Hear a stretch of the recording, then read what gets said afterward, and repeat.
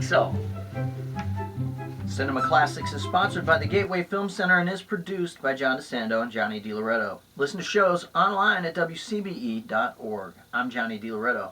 I'm John DeSando. This is Cinema Classics. It is.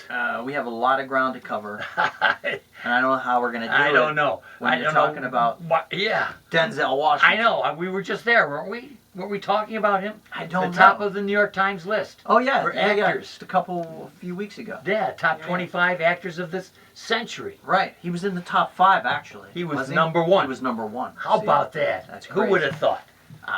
So we need to talk a lot of about us. him. Let's talk about him. Let's talk about him. You know why? Because it's really, it's interesting when you think about such a heavy hitter like Denzel Washington. You know, one of the few actors you just refer to as their first name. You know, Denzel. Yeah. You can't.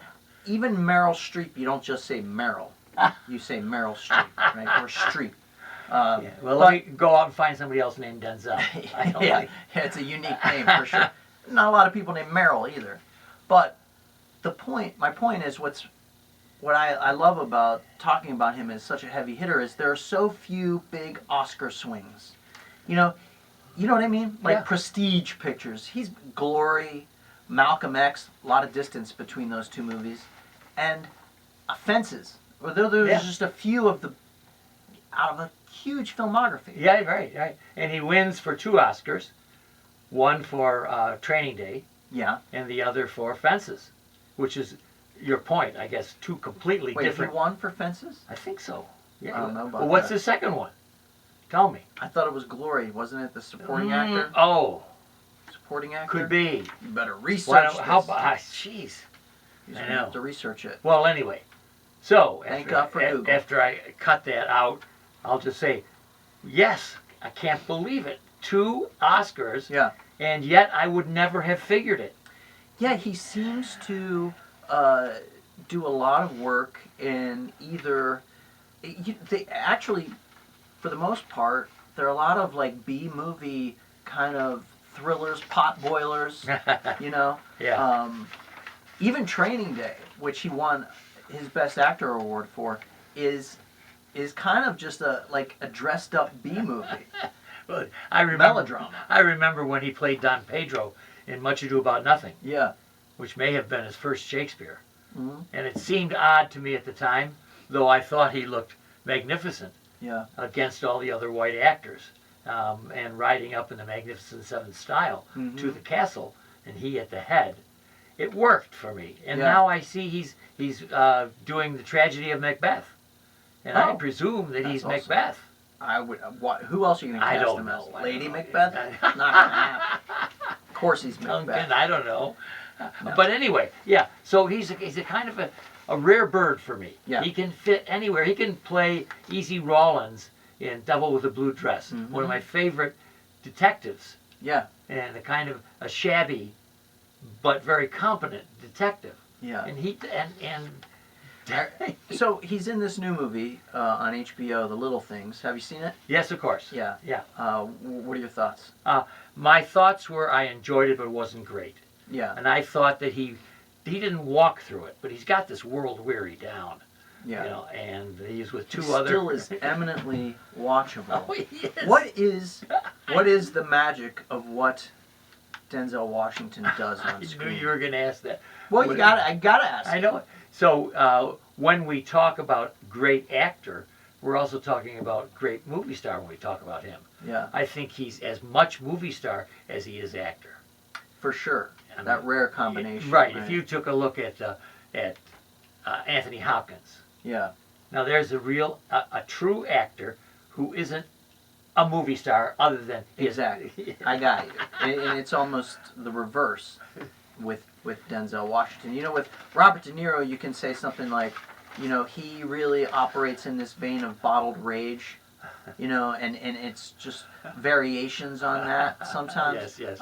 But what Denzel Washington does is sometimes, even in a role like The Little Things, where he, is not the top dog.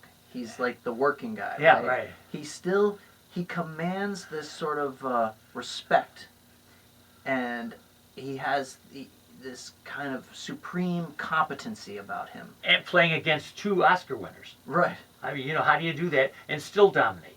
You're absolutely right. Yeah, but and that's what I think he does in a lot of movies, is demonstrate this